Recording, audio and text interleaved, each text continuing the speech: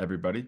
Welcome in to another episode of the NFL Seekers podcast. Today, we're going to be grading every team's draft from the 2024 NFL draft. It was super fun, a great weekend. I felt kind of proud. I feel like both of us were very prepared. We knew most of these prospects, deep into the seventh round. We were um, pounding the table for our guys. We knew a lot of the, priority UDFA. So it was really fun.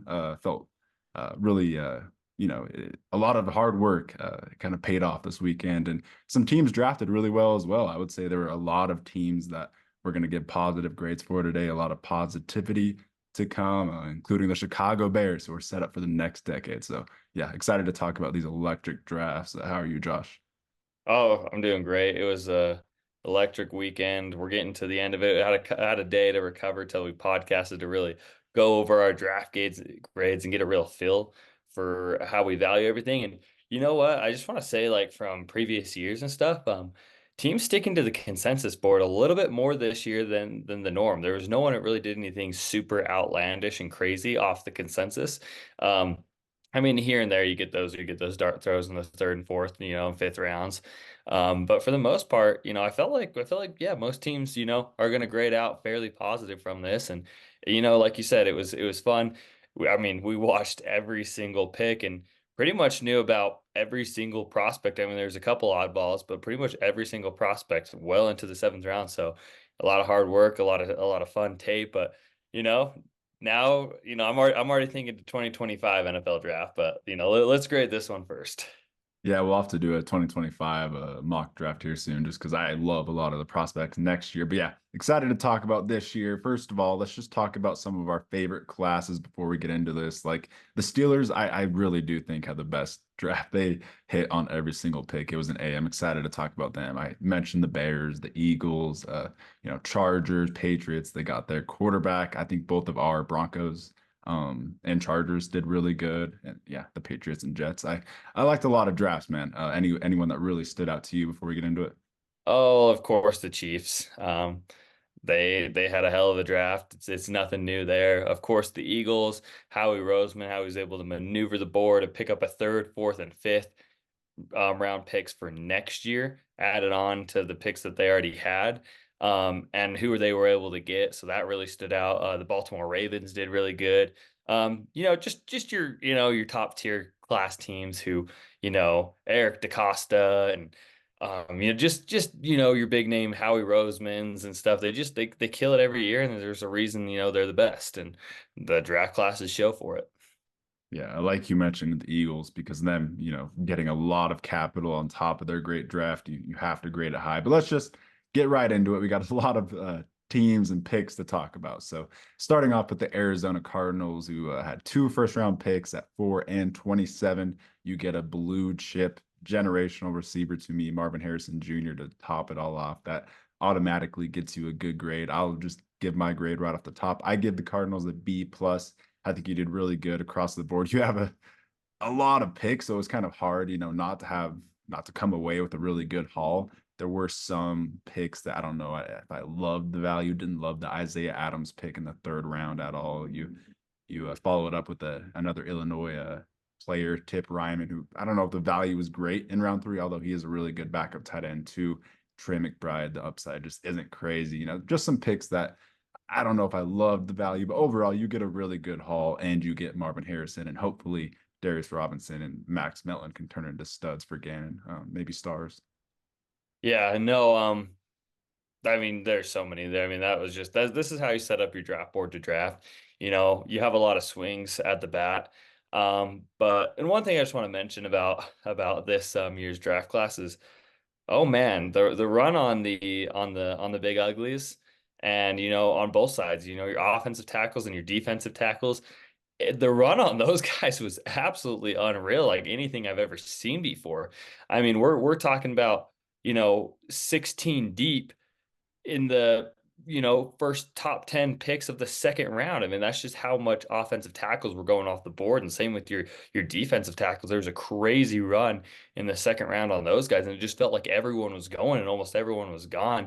And meanwhile, you had six quarterbacks go in the top 12, which is a record. And then On top of that, you only had, I believe, 5 running backs going into the 5th round that were drafted, and then it kind of took off from there. But um, wild. It was kind of crazy how the board fell with that kind of stuff. But I'll give my Cardinals grade right now. I gave them an A minus. I thought, they took some shots and got some good positional value. My favorite picks were Max Melton, Elijah Jones.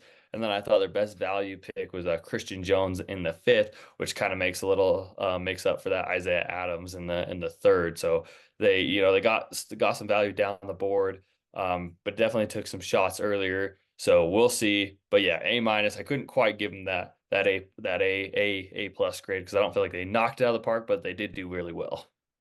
Yeah, I really liked it overall. Like Trey Benson's going to be really fun to replace James Conner. Eventually, he's really good. Could easily end up being the best back in this class. Like you said, Christian Jones might have been one of the steals, just literally of the whole draft. That was awesome. Xavier Thomas is going to be a Gannon guy. I think we did that in our mock draft because it just felt like a Gannon guy. So yeah, really like that. Love the draft overall from the Cardinals. You get some dogs on both sides of the ball. Moving on to the Atlanta Falcons. A very interesting draft, kind of blew some people's minds at the top of the draft with that Michael Penix pick.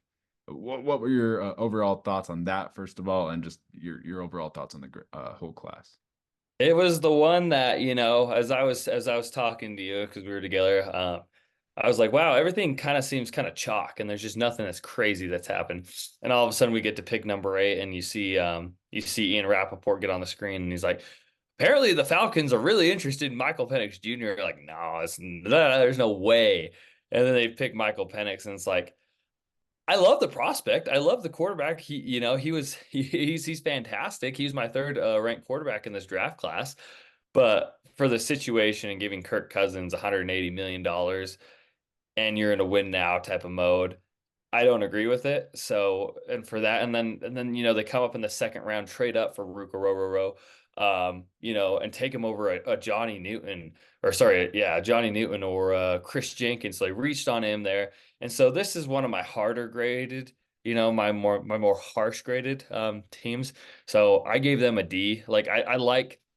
I'll read off my favorite picks were Braylon Trice and Brandon Dorlus, and the best value was Braylon Trice in the 3rd round. So I really like that, but everything else other than that was just it was okay. It was fine at best. But yeah, they definitely reached and went in a direction that no one thought. Definitely went in a direction that no one thought. I gave him an exact D as well. I was on the same wavelength as you. My overall note on this was just like, really, that's what you came away with when you just look at his overall class. Like when you kept every pick, didn't really maneuver the board at all, and that's what you came away with. It's kind of the most underwhelming draft in the NFL for me. It's harshly graded for me too. It's my worst ranked draft. At a D. I liked a lot of classes, but yeah, not only like the Michael Penix pick, which doesn't make sense because you're sitting in behind Kirk Cousins, but Michael Penix can play right now, preferably. He's not really a guy that needs to wait because he's already, 24. He's going to be 26, 27 by the time that Kirk is gone. And JJ McCarthy would be like 23, 24. So I think he would be the quarterback to, mold behind Kirk. It's also like the perfect comparison. So that doesn't really make sense. But on top of that, like the Ruka Rororo, you're trading up to get him over Johnny Newton. You're trading up to make him the defensive tackle two in the class. Like that was, a little bit bold. And then yeah, they get Braylon Trice. That was a really good pick, a needed position at edge. And then Dorless was a solid pick as well. But you also Dorless and Aurora is kind of redundant, and then you've got Grady Jarrett in there as well. So it's just a little bit interesting. I think JD Bertrand was a good pick, but yeah, down the board it wasn't really great as well. So it's just not my type of draft. I'll just say that, man. Yeah, not definitely our most harsh graded draft, but yeah. I mean, I guess there's potential there. So if we're just throwing that out, if we're giving any kind of positive. I mean, there's some potential there, and I did like that they attacked the defensive line, for 3 picks in a row, which I wish they would have started that out with, their pick of edge rusher, or defensive tackle. I mean, if they would have taken Byron Murphy, that would have been a hell of a pick, and pair him next to Grady Jarrett, and then maybe wait on a quarterback, maybe draft a Spencer Rattler in the 5th round, and maybe hope he develops into something after Kirk Cousins. But yeah, definitely our most harsh graded draft. Yeah, don't come at us too hard, Falcons fans, in the comments. But yeah, it just felt like McCarthy was kind of the better backup to Cousins, and the whole draft just wasn't the best on my board. But what do I know? So moving on to the Baltimore Ravens, a draft I really, really loved. I'll get my grade out of the way. I give this one an A, and I mean down the board, it's one of the better classes, in my opinion. They always knock it completely out of the park. DeCosta is unreal at this point. Nate Wiggins is a pick that I predicted on my final mock draft, and I think it's beautiful. I think Roger Rosengarten starts day one, and then you get Isaac, who can play really early day one, got a really high floor, and you already had Owe, another Penn State edge rusher in there. So I really like it. Some really fun picks down the board, and the Ravens don't really have any needs. So, just another Ravens draft back in the office per usual. Just they hit on every pick, man. Yeah, I mean, really one of the better drafts. I didn't quite, give it an A because, I was trying to be really picky with my A's, to be honest with you. But yeah, this was one of the better drafts, in my opinion. And for that, I'm giving it a B plus. So I didn't quite give it that A grade because I mean the pick, you got Nate Wiggins and then so the A grades for me in this one were Nate Wiggins to TJ Tampa. And I do like Rasheen Ali. I like that pick too, but I don't think they hit it out of the park with their last four picks. And so that lowered my grade a little bit more when there were some, other prospects I probably would have preferred on the board. But if Tez Walker goes anywhere and TJ Tampa, for those fourth round picks, I love that value there in the fourth round. I think these are the teams that can really develop and mold these guys into something special. So, for that, I'm giving it a B plus. Really did love love the draft. Eric DeCosta did phenomenal. Nate Wiggins falling to them at 30 was such a good pick. But yeah, B plus for me. Yeah, and yeah, I guess I didn't even really mention TJ Tampa was one of the value picks, one of the steals of the entire draft. We'll do a still the draft video this week, and he's definitely going to be on it. You add him, Nate Wiggins, you get Bo Braid as one of the priority UDFAs. It's really fun. I like what they added to the secondary. So A grade for me for the Baltimore Ravens. Moving on to the Buffalo Bills, had a really fun day two. I'll let you talk about them. Yeah, super fun. I mean, the start of the draft, whatever they were doing, remind me, it's not the general manager, Brandon Bean? Bean. Yeah, okay, so it is Brandon Bean. Okay. But yeah, whatever he was doing in the first round, it seems like they were scared. It honestly seems like they didn't know what to do, and they wanted the teams ahead of them to really decide before they decided, coming to the second round. But I do like the pick in Keon Coleman. That was a fun pick. I think he does pair very well with Josh Allen, a big physical wide receiver that can get in the end zone and go up there and, catch his moon balls and everything. And I forgot what I had them graded as. So I graded the Bills as a B minus. And I really did like the draft class. And getting a B grade or a B minus is not a bad grade for me. But there was some definitely questionable picks come the middle rounds and the end. But I'll just tell you what my favorite ones were Cole Bishop and Ray Davis. I think Ray Davis is an instant contributor. I think he fits that running back room, that power gap scheme perfectly. And then Cole Bishop, man, he's going to come in there day one, be an incredible safety, a more box safety for you. And like we said, people sleep on him. He could probably go back and play free safety. He's very rangy. I think he's actually very good in coverage. It's a very underwhelming aspect of him. And then Cedric Van Pran, man, I think he could be a day one starter at center, and getting him in the fifth round was just incredible. Yeah, I'm another generously graded draft for me. I give this one an A. I think that day two was just so electric to me. Getting Keon Coleman and Cole Bishop, two guys that I 100% would have got for the Bills. I mocked Keon Coleman to the Bills the most first round mock drafts that I did. Just felt like the right fit to replace Diggs and to complement that receiving room. So I really loved the Keon Coleman fit. It was interesting not going AD Mitchell. I would have preferred that, but I do love Coleman as the backup planning. Now, Cole Bishop's going to be a really, really good safety for them for a long time. So, yeah, like you said, you get like a Cedric Van Pran who can easily start soon and be a long-term starter. Ede Ulofashio, a top 10 backer for me that I really liked, really good in coverage. He's going to contribute all over the place, especially on special teams. Day one, Dwayne Carter was really good as well. Ray Davis, we predicted that one. He's going to be the Latavius Murray day one, too. James Cook. So I really just like the value that they came away with. No first round pick. It looked like they had a first round pick. it was a really good draft. So yeah, I'm gonna give it one a name.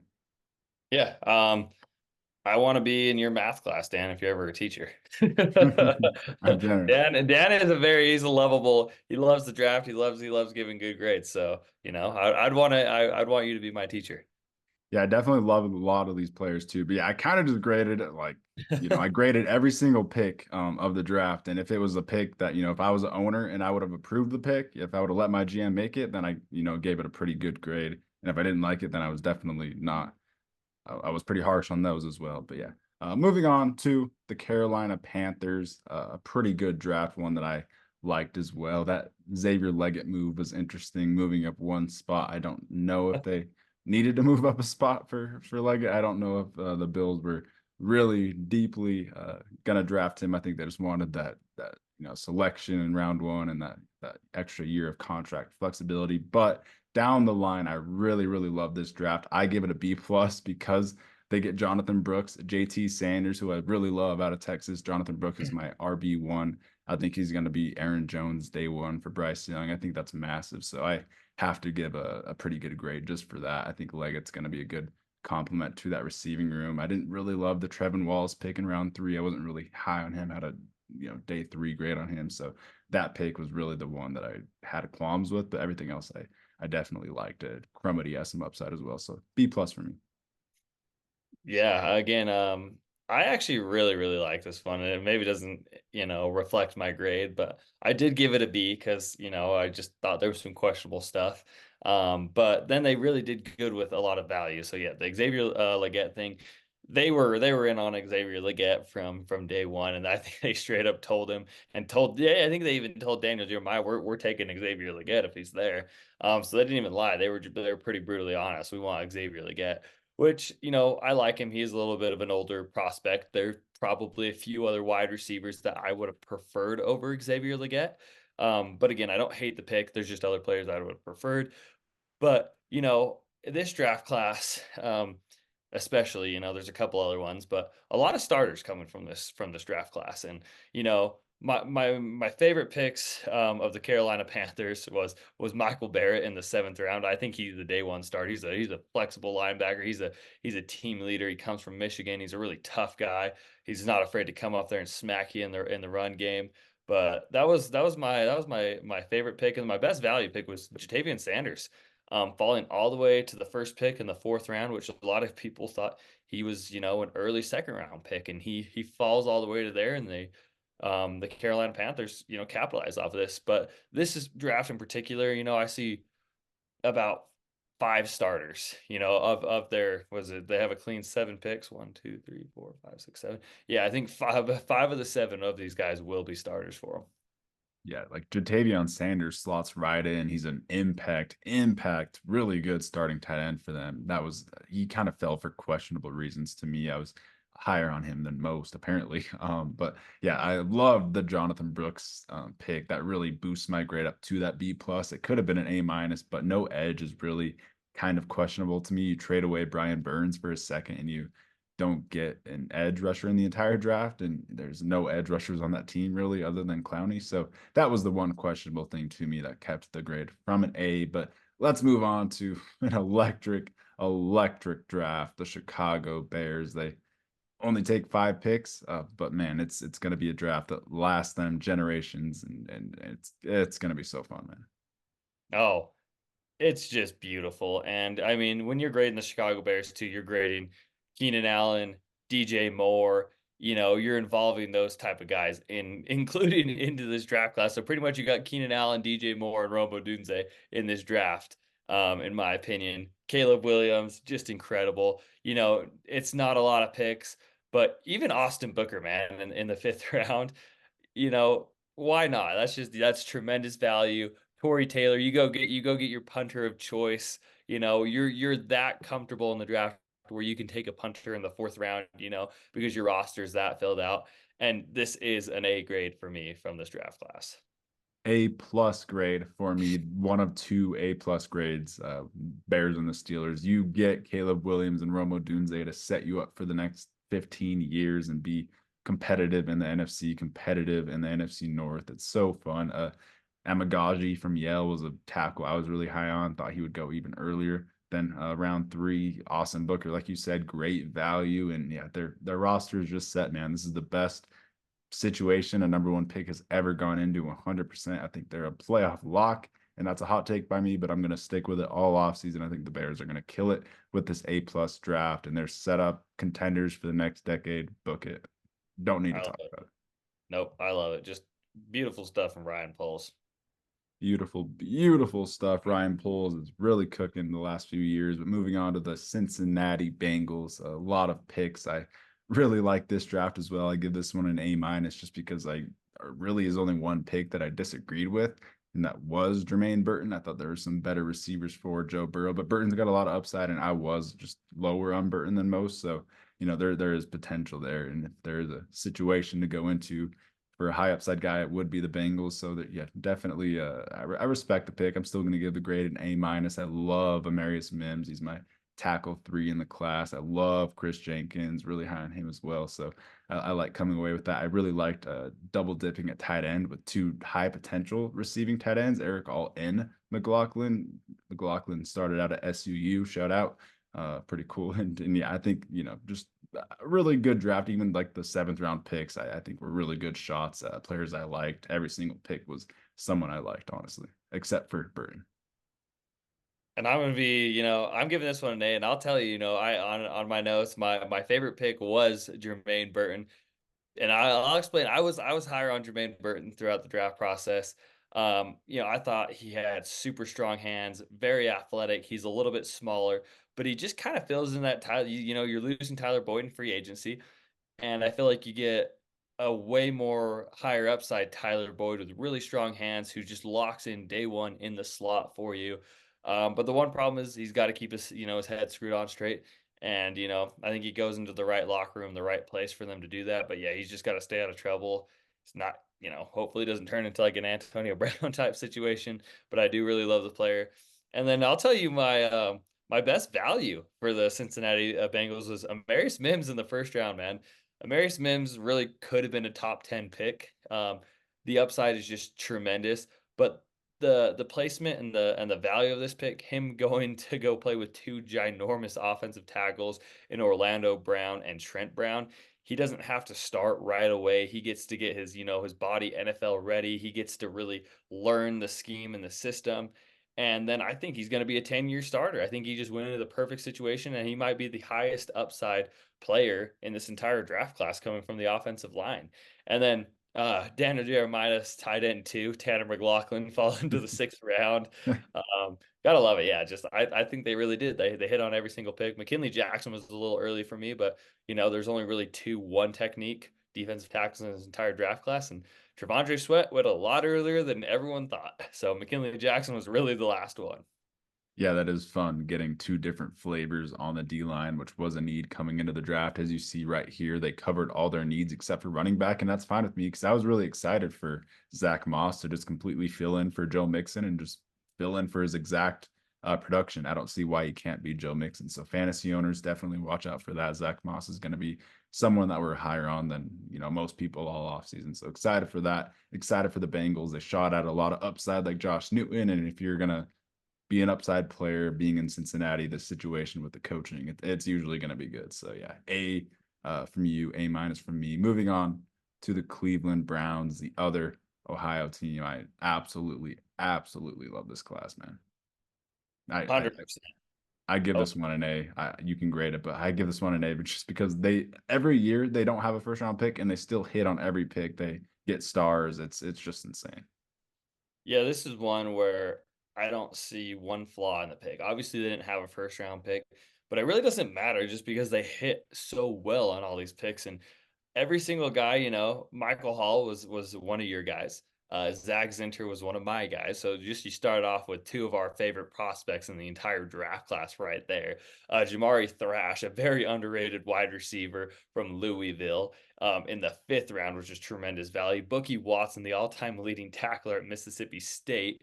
Miles Harden, a very underrated corner, a Florida boy. Both of our guy.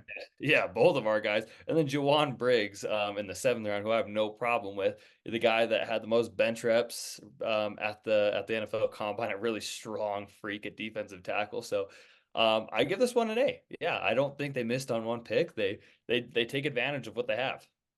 Yeah, sorry for the lazy, boring analysis, Browns fans, but you guys just perfected and hit every run or every pick out of the park. It was just insane. Michael Hall was one of my favorite players in the class. I called him day two Byron Murphy, baby my Byron Murphy in this class, and I think he's going to be really good. 21 years old, got a lot of upside, so he's going to hit that upside with the Browns. Same with Zach Center. It's just beautiful. We don't even need to talk about it. Sorry, Browns fans, but it's an A. It's just awesome. And you guys do it every year. Probably the best roster on paper right now after that draft. It's beautiful stuff. But moving on to the Dallas Cowboys, another draft that I personally really liked. I think I am higher on this draft than most because I like attacking the trenches. They really go all in on the trenches, offense and defense. And it might be unpopular, but I'm going to give this one an A minus. I would maybe give it an A if they got a running back, but they literally don't have a running back on the roster other than Zeke, who they're about to sign. So that was the one qualm I had, but I really liked, Guy, and he's gonna hit. He's gonna hit that potential with this Cowboys coaching and situation. Marshawn Nealon feels like he's gonna be like he has high potential. I think he has like Jeffrey Simmons potential. So I loved that pick a lot. I give that one an A plus. Cooper Beebe, just high floor. Feels like he'll be a really good player. I compared him to Tyler Beadash, and you can probably play him at center, and he could start day one. So I love that. You get some good value down the board. Nathan Thomas with the Cowboys coaching might turn into a really good offensive lineman one day. So I love it. I give the Cowboys an A minus. Going to be exactly one letter grade below you. I'm giving them a B minus. But again, it's not like it's a bad grade. It's getting the wrong intention. I just don't feel like they got incredible value. I don't feel like they had any like home run picks, but they were all very solid picks and they all kind of went where we expected them to. But yeah, my favorite pick right here is Cooper Beebe, the guard from Kansas State. I love how they did attack the offensive line with Tyler Guyton, one of the highest upside guys in the entire draft class. He goes right into the perfect system. Cooper Beebe, just beautiful, beautiful scheme fit. And then yeah, like you said, Nathan Thomas from Louisiana. If there's a team that's gonna make this guy shine, it's the Cowboys. But my best value pick there is Kalen Carson from Wake Forest in the fifth round. Really deep corner class, man. Just a lot of guys falling just because how deep the position was. But a very high upside corner, kind of gives me vibes of he's gonna be, like the next Trayvon, not like that kind of player, but just like the next, late round corner that the Cowboys just, got a star with.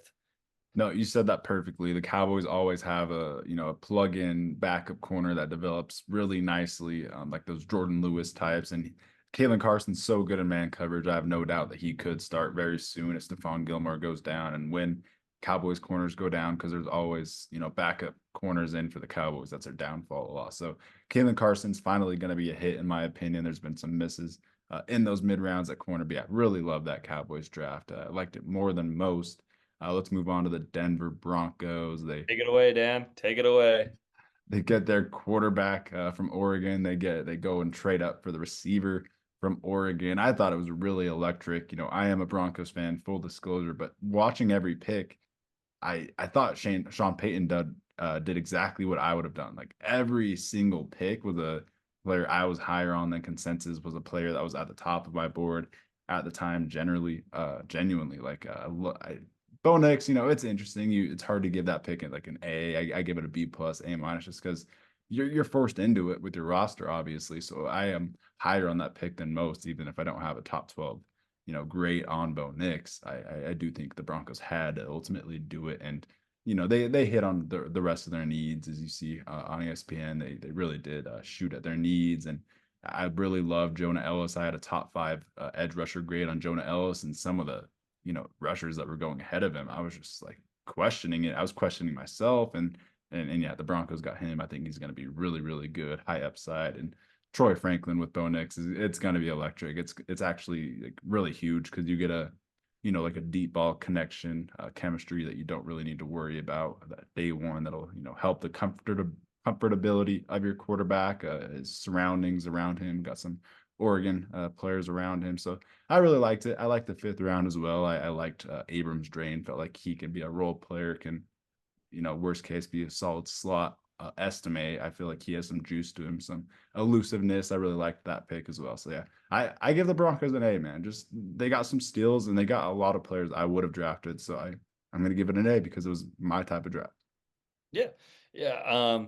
I'm gonna give this one a B, and it really is, and it's nothing like against Bo Nix, because I think I was preaching this all entire offseason, which he was Sean Payton's guy. He fits into that system perfectly.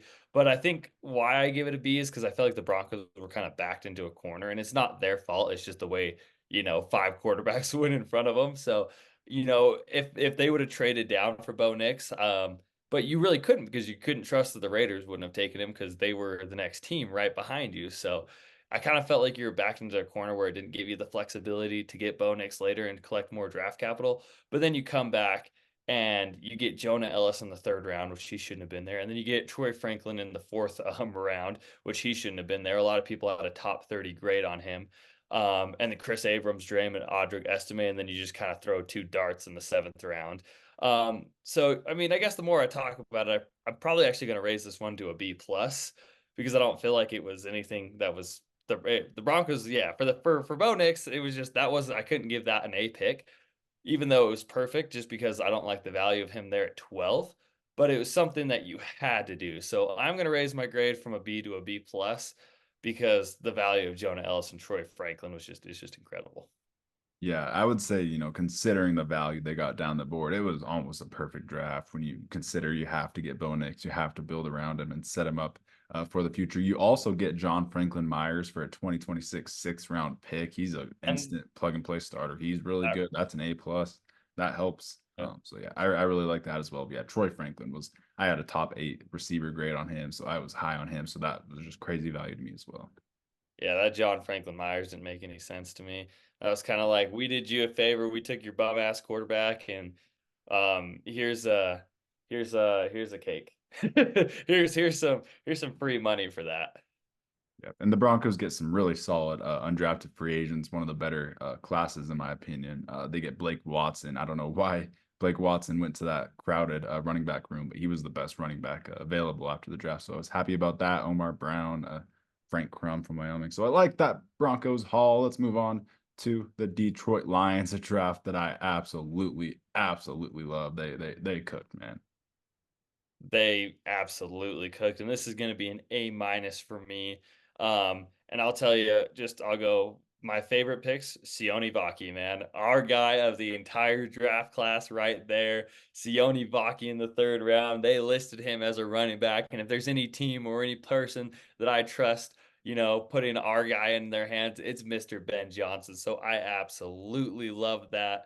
I mean, Terrion Arnold, I put that in my notes. I think that was the best value they got. Terrion Arnold falling to pick 24. They went up and traded and secured to get him, which was plenty okay with me. I have no problem you trading to 24, because Terrion Arnold had no business really falling out of the top 15 in my opinion. Christian Mahogany in this sixth round was crazy. Same with Makai Wingo. The only thing that didn't give him an A grade for me, which took it to the A minus, was trading up for Giovanni Manu, the offensive tackle from British Columbia, and giving up a future third round pick for him. I hated that. That skewed every other. I mean, Enos Rakestraw Jr. Everything I mean, this was a knock it out of the park type of draft. Besides Giovanni Manu and giving up a future third round pick for him in the fourth round, I hated that.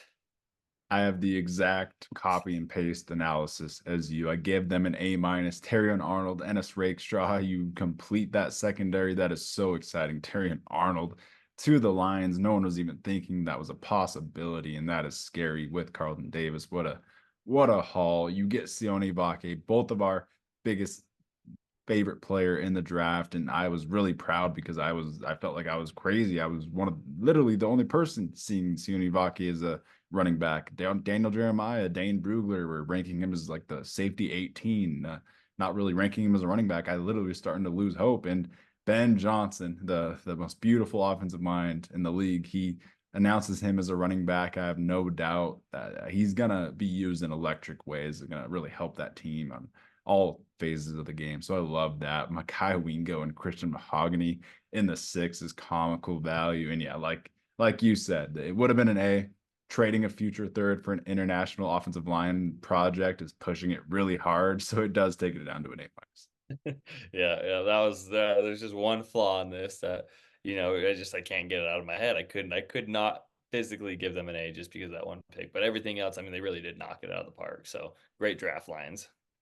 100%. Let's go to the division rival, Green Bay Packers. This is a draft I will say I was a little bit lower on than most of the other drafts. Like you said, I was really positive about most of these drafts. This one was just, more question marks than the others. Jordan Morgan in round one. He went, I think he's being drafted as a guard, and he went as interior offensive lineman one, over Barton, who would have been perfect for the Packers, can move anywhere over JPJ. If you want to play him at tackle, I understand that. I think he could be a really solid right tackle. So I understand he's a Packers player. I don't hate the pick too much. I just feel like the value wasn't great. There were definitely some more Packers offensive linemen, I thought, on the board. But Edgerrin Cooper was a really good pick. He was my number one linebacker. So I no doubt he's going to plug right in for Campbell and be a really good starter opposite of Walker. That was a pretty easy fit prediction. I think we predicted that one in our mock drafts as well. Devon Bullard was awesome as well. Kind of that last piece for their secondary. Can play slot, safety, just move around and be a big impact. But after that, it's kind of where I didn't love the draft. I was lower on Marshawn Lloyd. Had a really like a day 3 grade on him, a low grade. I didn't love his vision, but I do understand. Like he's just going to be a RB, like a third down back behind Jacobs. It's a good situation. So I get that, and didn't love Monk, Glover. Glover has some upside, just some picks down the board that I wasn't in love with. Evan Williams in round 4, Hopper, kind of more of a project, kind of a special teams demon in round 3. So just some value I didn't love. I'm going to give it a B minus, C plus. Just didn't love some of the values, some of the decisions, but you get some starters. You don't really have any needs. Like you feel that every need. So I respect that. You're a lot more generous on this one than I was. I was a little bit more mean. But I gave this grade with how I feel about the players, but then I also at the same time I feel like the Packers are the team that takes weird people and they have such a specific type and they end up working out. But just on my consensus board and where I was at in the draft, I didn't like a lot of these picks. So I gave them a D minus. So it was my second worst grade compared to, well, it's the same grade as the Atlanta Falcons.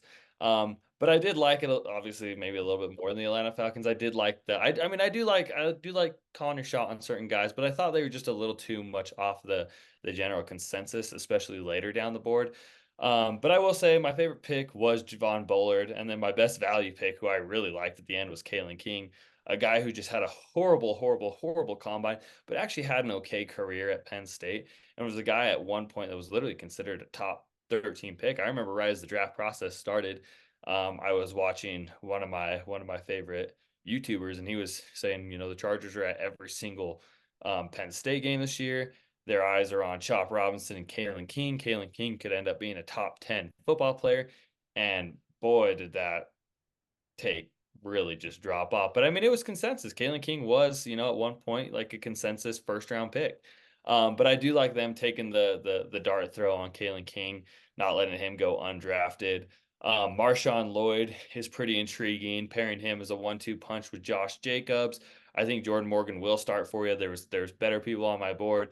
Edgerrin Cooper kind of reminds me of Kenneth Murray, which I got a bad image in my mind of just the physical traits, but just a lot better linebacker. But yeah, sorry, Packers fans, they're gonna be a little bit more harsh on this one. But in all reality, your team was pretty much perfect before the draft, so you had depth, that much needed positions and fill needs. So, for that, you could maybe raise it. But just my general consensus and where these guys were taken was just a little early on almost everyone.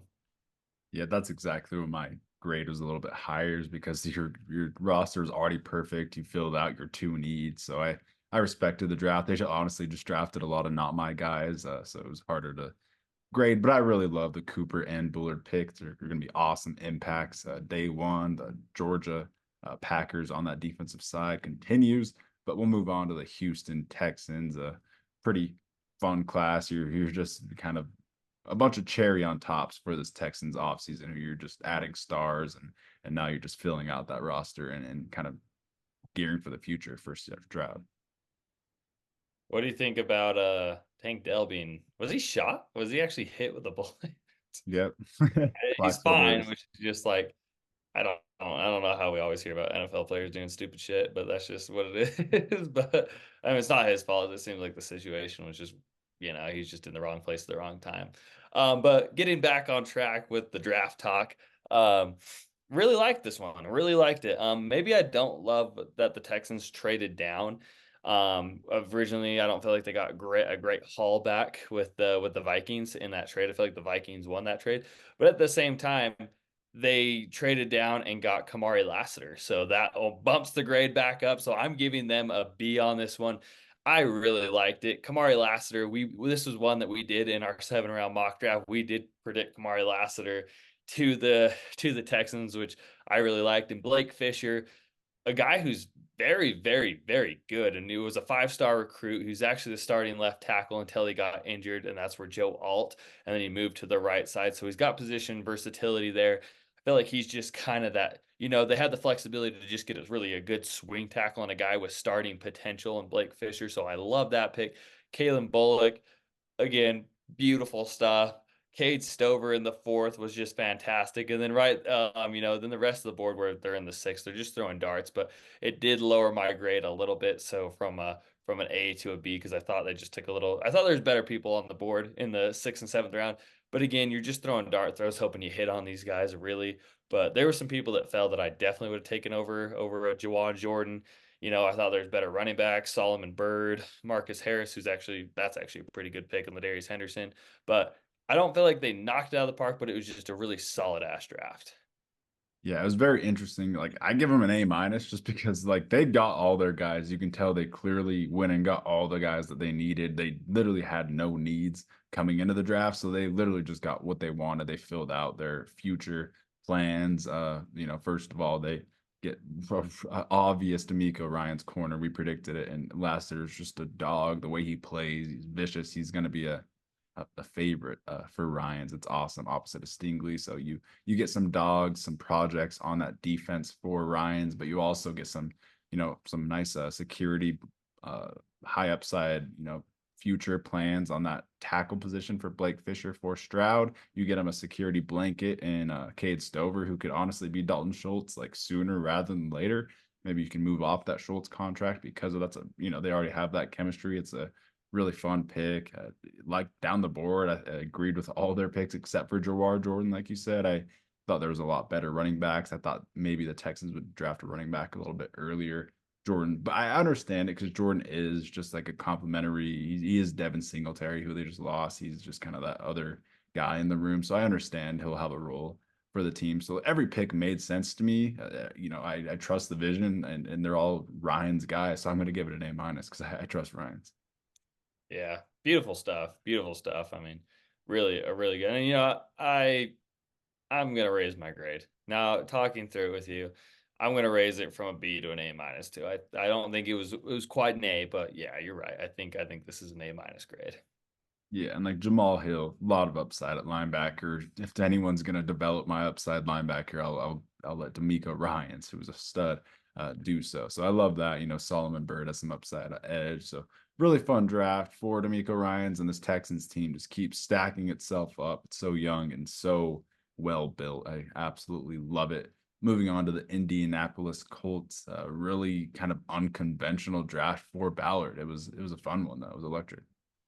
Yeah, super, super fun. And, I mean, this just has to be a higher graded draft pick because with your first 2 picks, getting Laiatu Latu and Adonai Mitchell way above the, where I had them ranked in my final rankings and the consensus in general. Latu shouldn't have been there at 15 and Adonai Mitchell shouldn't have been there in the second round at period and shouldn't have fell to, the 20th pick in the second round. So I mean, those are 2 A+ grades, and then it drops off a little bit for me. So my overall grade is a B for the Indianapolis Colts. But a lot of high RAS guys, just what we thought from Chris Ballard. But then he kind of goes off the board a little bit at the end, which was interesting. So it was a little bit more unconventional from him and taking a guy with a little bit of question marks and Adonai Mitchell. But it was great value. So I mean, those first two picks, you can't argue them. They are A+ picks. But Tanner Bortolini, this is another one we predict. Me and you did predict in our 7th round mock series. Just felt like a Colts pick, a high, the highest, the most athletic center in the entire draft class. Ballard, that was definitely a Ballard guy from day one. Anthony Gold, a super fun, very fast, gadgety wide receiver, was super fun. And then they took some shots, with their last four picks, which were a little head scratchers. But those first two just give the grade way higher. Yeah, exactly. I give it a B+ just because those top two picks really were just electric. It was like, what a way to start your draft. Unexpected, for sure. I wasn't thinking that way. And I see a lot of Colts fans kind of knocking that Latu pick, and it's hilarious to me. Obviously, he's healthy. He checked out medically with Chris Ballard, who's usually really safe and boring. If we're being honest, he's a really boring drafter. So if he trusts the doctors and the doctors think that Latu's fine, I'm totally confident. Latu is my number one defensive player in the draft. You get him at 15. Beautiful stuff. I would have been acting like Chris Ballard in that draft room as well, freaking out once he fell there. So that was awesome. AD Mitchell, I can't believe that, like, perfect fit into that room. You literally add like a star. He really has star CD Lamb potential if he hits, and he's in a perfect situation with Anthony Richardson. So another guy I thought kind of fell for questionable reasons as well. But after that, I didn't love the picks down the board. I didn't love the Goncalves pick in round 3. Bortolini was awesome, a pick that we predicted. Gold in round 5 was interesting, a really good kick returner. You get two kind of linebacker safety projects in a row. Thought that was a little bit interesting as well. And yeah, just some dart throws for sure, to say the least, those last 4 picks. But overall, solid Colts draft. Yeah, for sure, for sure. Well, I liked it. I liked it more than previous Colts drafts. So, a little unconventional for Ballard, but really did like it. Yeah, I definitely like it more than most Colts drafts. Moving on to the Jaguars, and speaking of liking it more, I like this was the best bulky class for me personally. I graded this one an A-. They literally, as you see here, filled every need. They trade down and get Brian Thomas Jr., so there's value there, and they get a guy that I thought they should have got at 17. He's just so dynamic, so much better than anything they really have in that receiving room. Has so much upside. He's got the Calvin Johnson Megatron measurables, so I love it. You get 3 LSU dudes: Brian Thomas, Mason Smith, who's got infinite upside as well, and then you get Jordan Jefferson in round 4. That one was crazy to me. I thought Jordan Jefferson was going to go in round 6, and Mekhi Wingo ended up going round 6. So I personally would have swapped those two. I think Mekhi Wingo instead of Jefferson would have been awesome. But yeah, A- for me. You get a lot of good value. You get a lot of impact. Jerry Jones is another one that we predicted. He slots right into the slot, and you have a top nickel for the next decade. So I love it. Javon Foster was the guy that I was high on as well. So some really good value. Another draft that I really could not complain about at all. Yeah, I'm going to be a little bit more mean about this one. Um, Again, don't take it personally. I'm giving it a B-. But yeah, I mean, you wanted Brian Thomas Jr. That was a hell of a pick. You should have gotten him at 17. You trade down, you collect extra capital, you get him at 23. So A+ there. But it was a little bit more of a, and I have no problem with this. I felt like they're definitely swinging for the higher upside players, like with Mason Smith or Mason Smith. I felt like he's a little bit of a dart throw. He's got some question marks, but again, he's a bulky guy. He's a former 5-star recruit. The measurables are insane. Same with Miles Cole down there. I love the value of that one. That was worth a swing on that one. Miles Cole, like 6'9", runs a 4.7, incredible athlete. Jerry Jones, that was my definitely favorite / best value pick right there. He's going to be an instant contributor from day one. But yeah, I didn't love the Jordan Jefferson. Wasn't super high on Prince. They go out and they take a place kicker in Cam Little.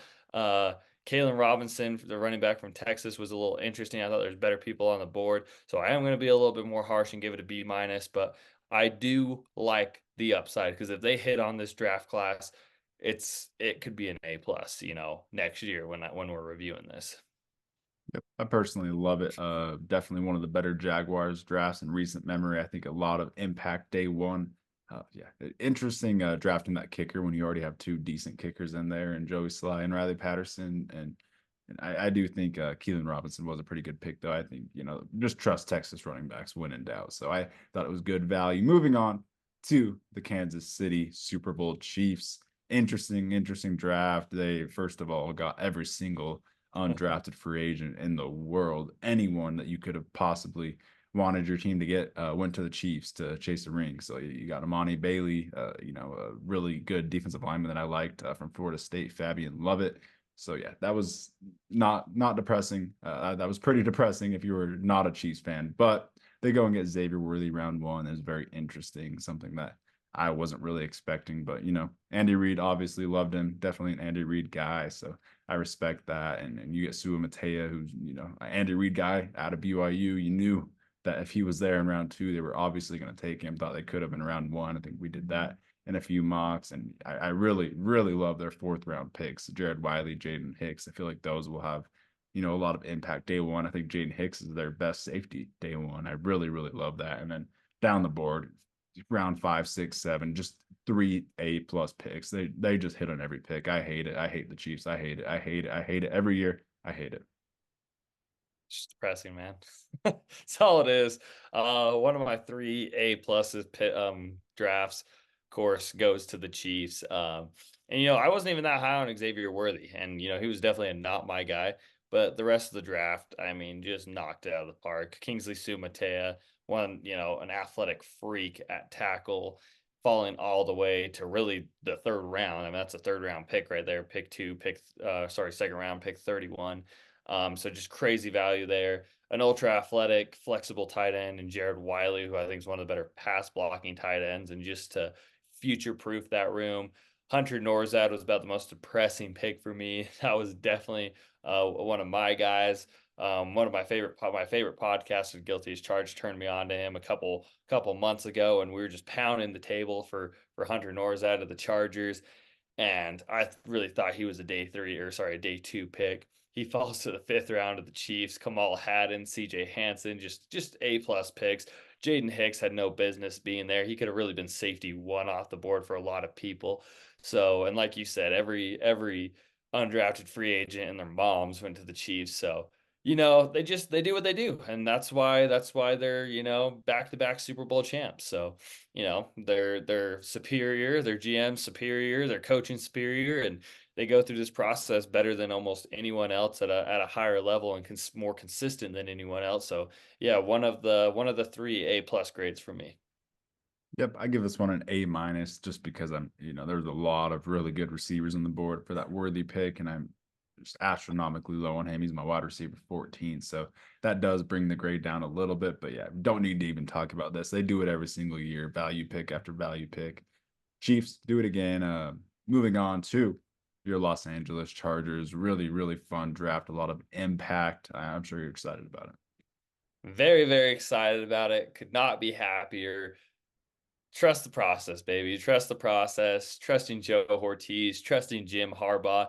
And, the biggest controversial take of this one was Joe Alt at number 5. It's kind of the Jamar Chase, Penei Sewell debate, which one's more valuable. And for the way the draft board fell out, I really, I was probably one of the guys pounding the tables the most for a Malik Neighbors. But the way the draft board fell, I think that's why these guys are, that's why Joe Ortiz is a GM, because, the run on tackles was crazy. It was, it was nuts. And so I think, if you went Malik Neighbors and Jordan Morgan or Patrick Paul, you could have those two, or you could have Joe Alt and Lad McConkey. And I think I would have gone with the Joe Alt and Lad McConkey over the, option B. But this is an A grade from me. I'm strong, just super happy about it. Joe Alt was just a home run pick. He's going to be a bookend tackle with Rashawn Slater for the next decade. You keep your quarterback upright, and the way the Chargers, they value offensive linemen as weapons. And so, you just really beef up this offensive line. You establish a run game. Lad McConkey, who you were even higher than I was on Lad McConkey, but just kind of a perfect Keenan Allen replacement. Junior Colson, who already knows the defense, just immediately becomes your linebacker one. Familiar with Jesse Minter, just incredible stuff. Cam Hart in the 5th round, Kamani Vidal in the 6th round, Brendan Rice in the 7th round. Just some incredible picks. I'm super happy about it. It was an A grade for me and just addressed almost every need, less tight end. But you know, I don't feel like the board for tight end really fell that great to him. It shows you what a good GM does, man. This class, when you put it side by side to the 2023 Chargers class, it is one of the most comical things you'll ever see. Really, last year's class was just straight misses, and this year it was, every single pick was what I would do. I give it an A. You get insane impact day one. Like for example, you get a green dot player, like a captain of your defense, and Junior Colson day one as a rookie in round 3, which was just crazy value. Like you said, I was really high on Lad McConkey, my number 6 receiver in the draft.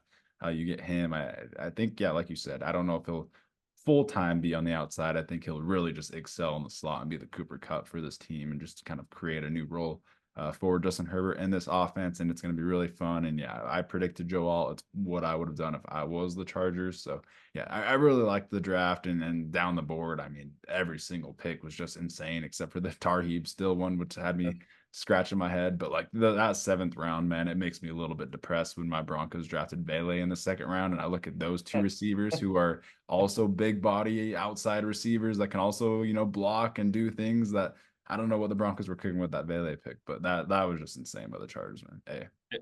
It was fun, and I'm kind of a little blushing about it because it really is a difference from Tom Telesco, man. It's just a lot. I mean, the difference between Joe Ortiz and Jim Harbaugh compared to Tom Telesco and the previous regime and coaching staffs we've had, it's like a breath of fresh air, and just couldn't be more happy with how the draft turned out. Yeah, the one head scratch for was Tarheeb still in the 5th, but everyone else, Cam Hart falling to the 5th, I think immediately makes up for that. And then I was watching an interview with Brendan Rice, and he's like, it'd be disrespectful if I wasn't, a 1st or 2nd round pick. And he falls the 7th round. And like you were saying, you sent in a group text, you're like, I think the league is just missing with Brendan Rice. And, the more I watch him, the dude is an absolute, he's an absolute unit. He's a dog. And I think he's out to prove something now, which just, I think he's hungry. Yeah, I mean, he was a top 15 receiver for me. So either I'm a complete casual or the NFL is completely casual. It will be fun to come back and see who is ultimately the one that's wrong. But yeah, really electric draft. Let's move on to the other LA team, which, another draft that I really, really liked. I give this one an A minus. I will say no offensive tackle when Alaric Jackson is your starting left tackle is why it's an A minus. It could have been a lot higher because you started off with 2 Florida State boys, Jared Verse and Braden Fisk, absolutely electric. That phone call video of them, when he got drafted, right as Verse arrived at LA, it was just awesome stuff. Chills, just really fun. You get Blake Corum, who I literally compared to Kyron Williams. Don't have to pay Kyron Williams anymore, and you get literally 1-for-1 replacement. It's awesome. Cameron Kinchins will be really fun in that secondary. Brennan Jackson really high floor to rotate because you got Jared Verse now with Byron Young. So I really love the draft, man. I just love the vision. I think honestly, just every single pick was just I see the vision with it. You get Bo Limmer in round 6, just crazy value. Honestly, all the way down the board. I loved it. They needed a kicker. We predicted them to draft a kicker. And yeah, other than not drafting a tight end and tackle, I thought it was perfect. A minus. Yeah, I'm giving this one an A. And Les Snead and Sean McVay, man, I feel like they know what they're doing. They're one of the more competent, they're one of the better evaluators in talent in the league. And, Jared Verse was one that just made so much sense that I never put 2 and 2 together, which just pissed me off. I mean, I mocked Law too. I mocked almost every single person. I even had Braden Fisk to them in the first round at some points. But getting that Florida State duo, and Braden Fisk just has the athleticism. I mean, he's not Aaron Donald. Let's don't get me wrong. He's not Aaron Donald, but the athletic traits and the testing was just oddly similar. So I do like them filling that role with him in. And then Tyler Davis, the big run stuffer in the 6th round. Bo Limmer and KT Leviston had no business being there in the 6th and 7th round. So just tremendous value there. And yeah, I have no problem giving this one an A. Just superior GM and head coach just at work again. Oh, you're on mute. Another beautiful draft, just following up on last year's draft. Absolutely electric. And like you said, pairing Tyler Davis with Braden Fisk, who Braden Fisk is the high upside athletic guy, and Tyler Davis is that one tech nose, run stopper. I really love that. I think he can be a really good rotational guy for a while. I had a high grade on him as well. So A minus for the Rams. Loved it. Moving on to the Vegas Raiders, who first two picks, man, they got some value, some absolute value. Just yeah, I mean, this was one of the more depressing picks for me. Just it's like Tom Tusko coming back to haunt me. We couldn't, I mean, what were you doing last year, Tom? You couldn't take a tight end in the most deep tight end class, and then you go and take Brock Bowers this year. Is just like rubbing a little bit of salt on the wound of Chargers fans.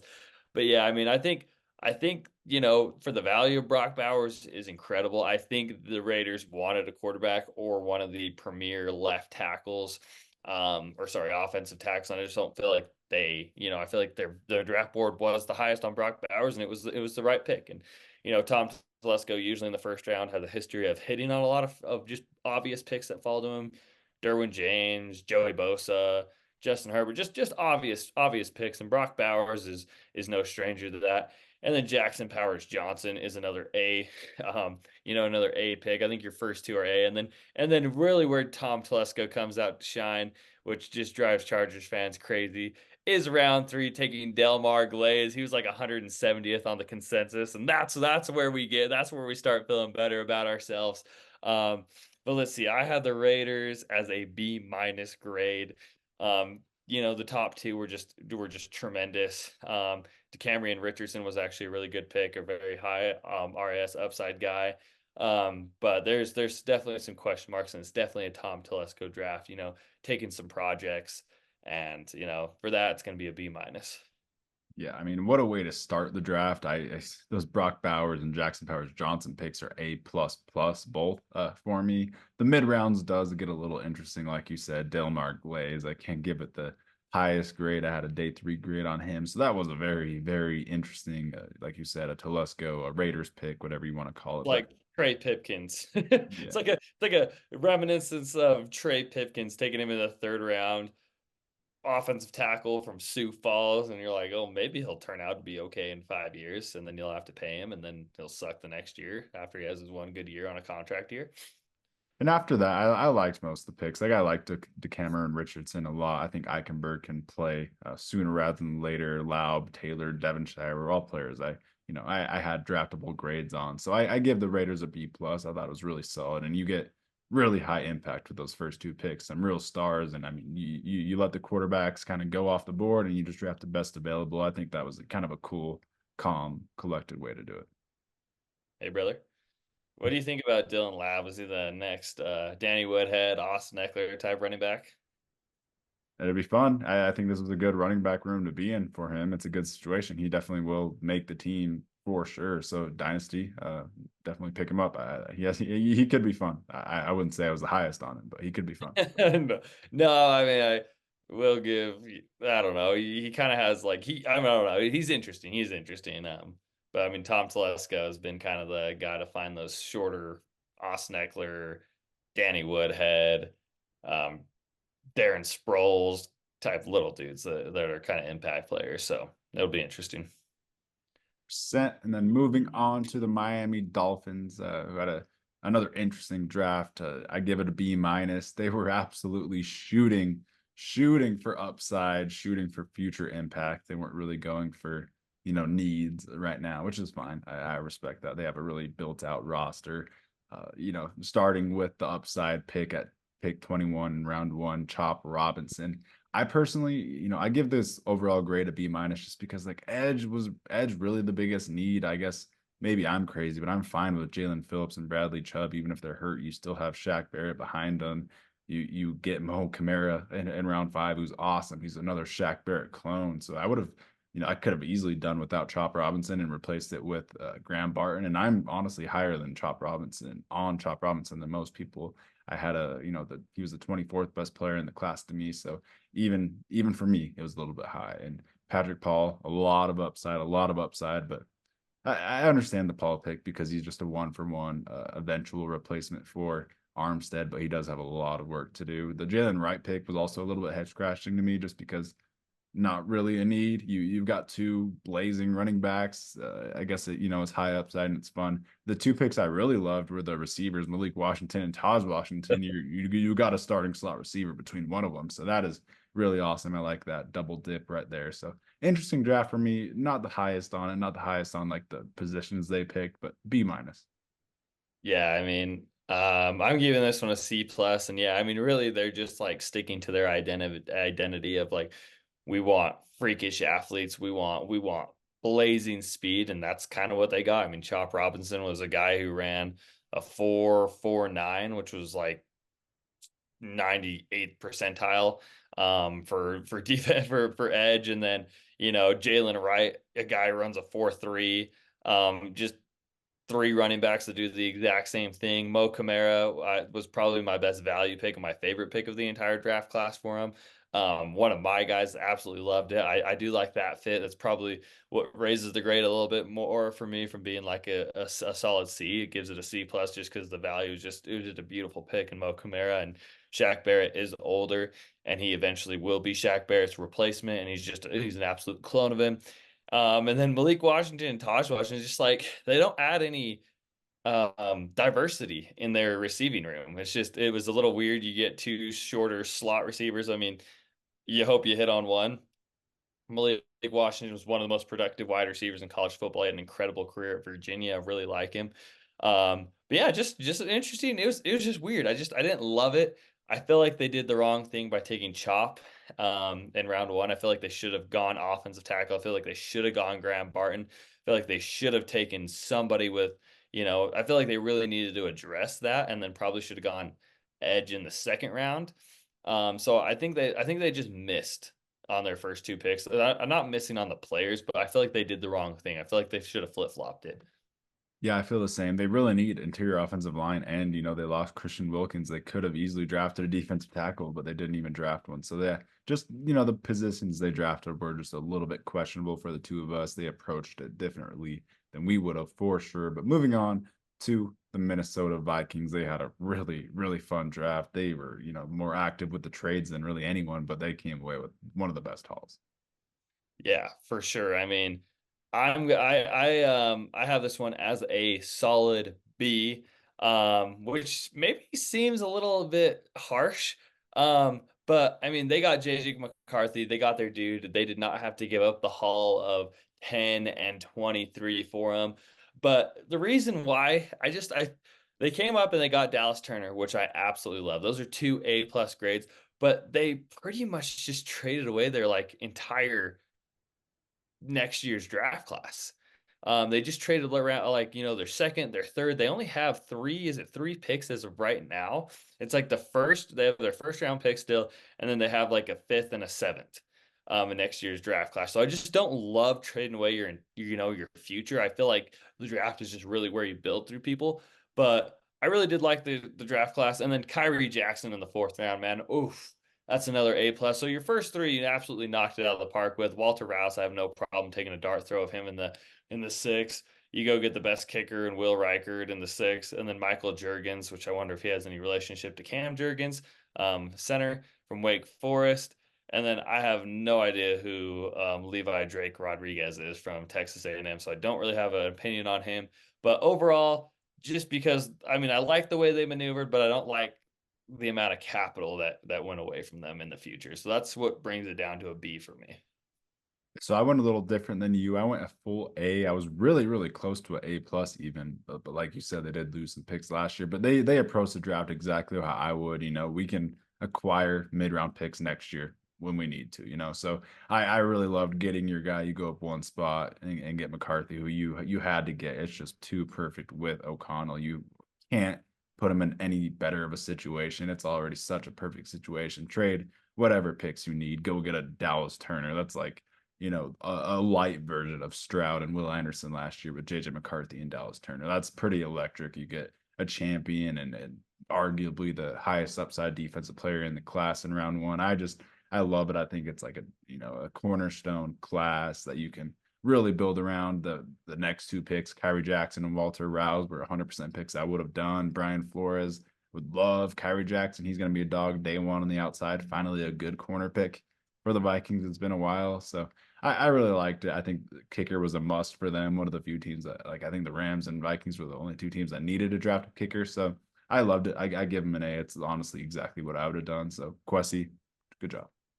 Yeah, I mean, it really was. It really was pretty. And Dallas Turner and Kyrie Jackson getting paired with Brian Flores for next year is just watch out, man. That's gonna be a hell of a defense, and really good drafting. And then, like you said, you had to get JJ McCarthy, and you didn't have to give up picks, 1 and 23, and even a future first next year. So they stayed cool. They called New York's bluff, and they sat still, and they moved up one spot and secured JJ. So I mean, that was really just the mission accomplished.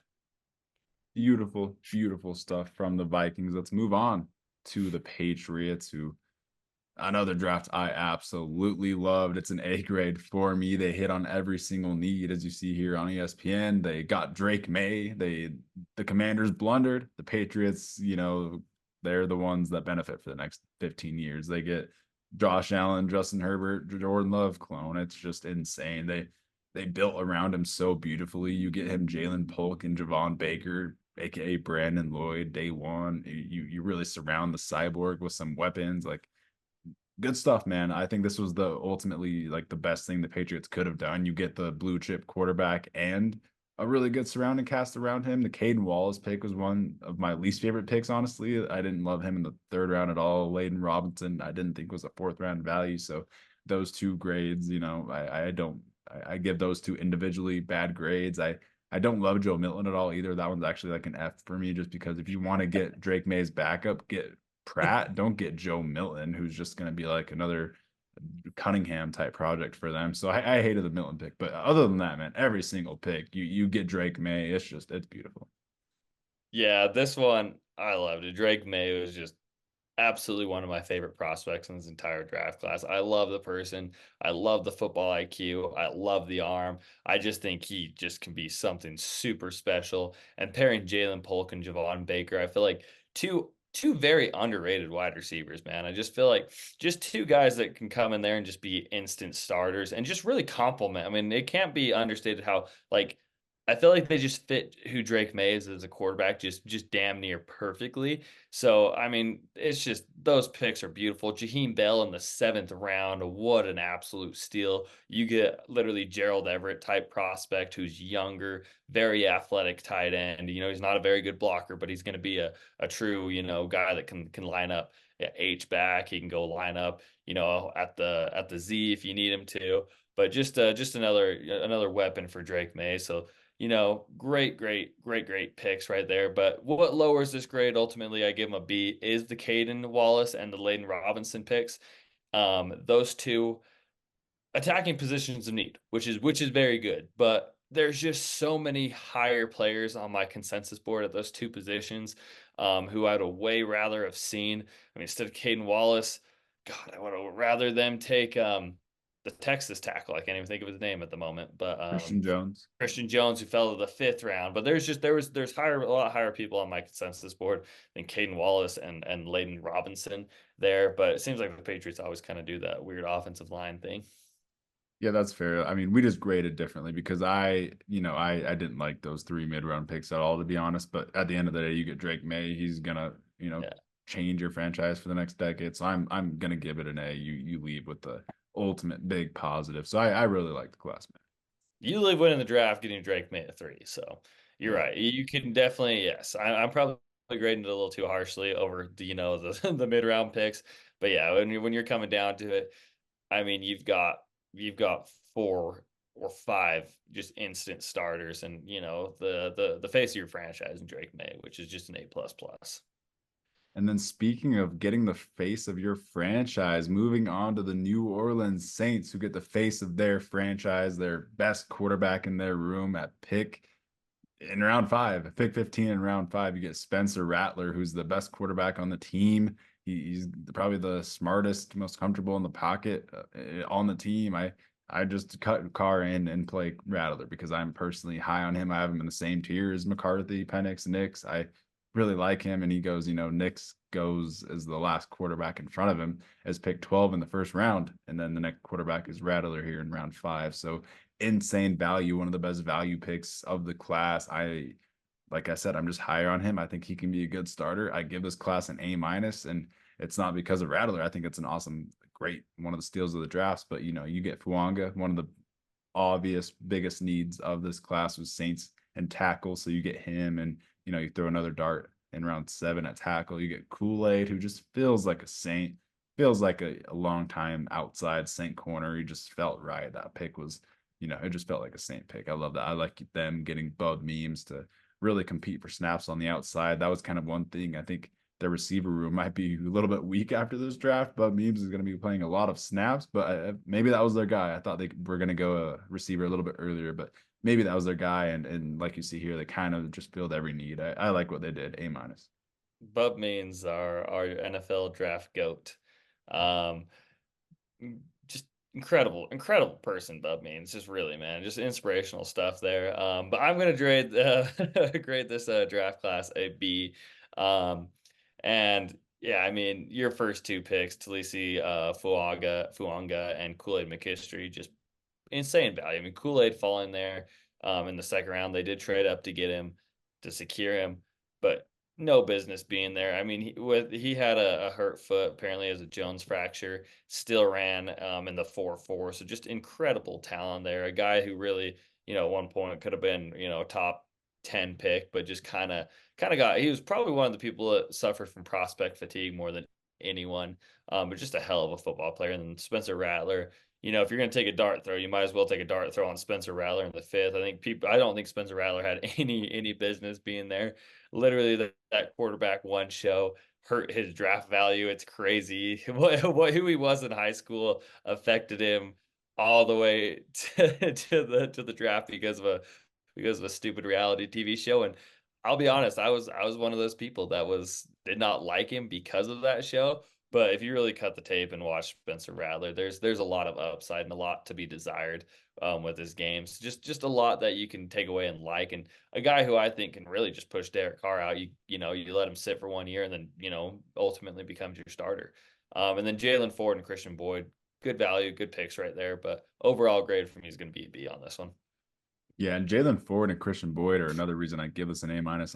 2 players I was really high on at the top of my board at the time they made those picks, especially Christian Boyd. I thought he could have gone day 2. Honestly, I thought he was really fun. I think he just feels like a Saints lineman. He's definitely going to have an impact for them. But let's move on to the New York Giants, who had a pretty electric draft, came away with a lot of players that are going to definitely play day 1 and a lot of impact. Yeah, I mean, I was a lot higher on this, and then for some reason, I don't know, it's like my vision's been skewed a little bit just because of what did you tell me last night? It was you had a perfect word for it. The I'm blanking on the spot. Of Malik Neighbors, the vibe. Vibes? Yeah, yeah. Sorry, just like, and then I swear you had a different word that just kind of like made it make more sense. But yeah, just the vibes are off. Just the vibes are really weird. But that can't affect the grade of the player because the grade of the player is an A plus for Malik Neighbors. But the vibes are just weird. It just didn't seem like he wants to be in New York. I don't know. It's just sorry. I just have to kind of go on this tangent about Malik Neighbors. What do you make of the whole Malik Neighbors? It's just a weird feeling. I mean, he's Odell Beckham Jr., regenerated 10 years later. That's how I feel. I think he's going to be awesome. He's going to be a target merchant for the Giants day 1. They just don't really have a quarterback to throw to. So, I mean, that's just how it is. And I mean, I guess you know the way you just put it. That's what Malik Neighbors is saying. It's like we need a quarterback. This guy sucks. This guy Daniel Jones sucks. But this draft class actually just really tremendous value. I don't think they missed on one player in this draft class. I give this one a B plus. Malik Neighbors is just incredible. I probably would have gone Rome Odunze there just because I felt like he complements the room a little bit better. Tyler Nubin, again, that's a great pick. Andrew Phillips, another good pick. Theo Johnson, a very high upsided, very athletic guy. Tyrone Tracy Jr., one of the more underrated running backs of this draft class in the 5th round. And then, I mean, 6th round, Darius Maseo, just a hard nose hitting linebacker. But yeah, I mean, I don't feel like they missed on one pick, to be quite honest with you. I feel like just the values and the consensus on everything was pretty much there on all these guys. Yeah, I've got differing grades than you. This was one of my lower graded drafts. I do give this one a C. They honestly just drafted some not my guys. I will say Tyler Newman was someone I really loved. He was my number one safety. I was pretty confident he would go as a number one safety. So I'm happy he's going in to replace Xavier McKinney. That's going to be really awesome. He's going to have great impact day one. I didn't love Andrew Phillips, had him ranked, as more of a day three guy. He's definitely going to get a lot of snaps early, so it should be interesting to see how he fares. I'm not the highest on him. I'm not the highest on Theo Johnson, who they drafted in round 4. I like the shot at Masao, a nice coverage guy in round 6. But yeah, I really like Tracy. He's like a receiver at running back. I think that was a good shot, just getting that nice receiving back. But yeah, ultimately just some not my guys. And I guess the main reason I give it a C is because I would have taken JJ McCarthy. It was in my final mock draft. I thought it was a perfect pairing with Brian Dable. I think it's just what they needed to do. I don't think Daniel Jones is the guy. So if I was a GM, I would have taken JJ McCarthy, and that definitely affects my grade. Yeah, no, I totally get that. Yeah. So, Theo Johnson is just really a athletic freak who just you're kind of taking a projection on. I mean, gosh, kind of have to with Darren Waller. I feel like that, but I mean, it kind of stings a little bit because you get Theo. The more I think about it, you get Theo Johnson 6 picks after um Jatavion Sanders goes. There's definitely a lot better corners in the 3rd round than Andrew Phillips was. But yeah, I mean, Malik Neighbors and Tyler Newman are great, and some people consider Malik Neighbors their wide receiver one. I don't agree with that. I think he's a close 1A, 1B. But the first 2 picks were really good. But yeah, I mean, and then Tyrone Tracy, I yeah, you kind of talking through this kind of lowers my grade. I'm gonna give this one a B minus. I don't know why I gave it a B plus. Yeah, I think I'm gonna change it to a B minus. Yeah, definitely some things I would have done differently. Some value that I don't fully agree with. I'm not really on the same wavelength as the Giants board ultimately. But let's go on to the other New York team. This is a team I was definitely on the same wavelength as. I loved every single pick. I mean, just watching the TV, every single Jets selection, I was getting excited for, and I'm far from a Jets fan. It was really fun. I gave them an A. I thought they were absolutely electric, hit on every single pick. You see here, they went for every single need except for tight end. I thought that was a little bit questionable. You can definitely still have that Bowers argument that might even affect my grade, but at the end of the day, you have a 33 and 34-year-old tackle. You get Olu Fashanu, who can be that great pass protecting lineman for Aaron Rodgers. I love that. Malachi Corley, something that we predicted. It's just, a really fun number 3 receiver that is kind of a flavor that Garrett Wilson and Mike Williams don't provide. So it's a really fun, mix to that room. Aaron Rodgers is going to love using him in really different ways, and he can be that Brock Bowers that they kind of missed out on. So I love that. Braylon Allen was another just value pick. You get Braylon Allen and Isaiah Davis, 2 guys who can have bell cow running back potential when you already have Brees Hall.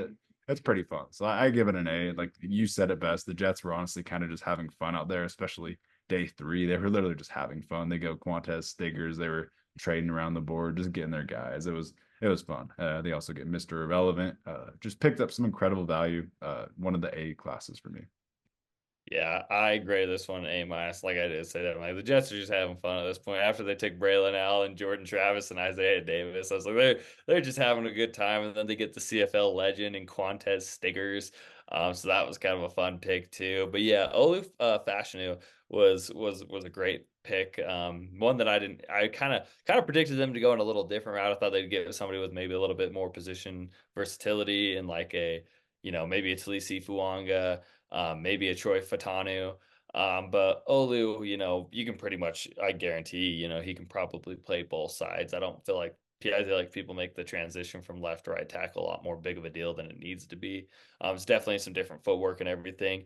But, you have 2 30-year-old tackles. You can't guarantee they're both going to stay healthy. So, now you have 3 tackles. You got to keep Aaron Rodgers upright. Malachi Corley, just a perfect complement to that tree. And then just having fun for the rest of the draft picks. Don't feel like they really hit anything out of the ballpark, but just fun picks and, good value picks, but nothing super crazy, from picks, in the 5th round and the 7th round. But one of the more fun drafts. A- for me.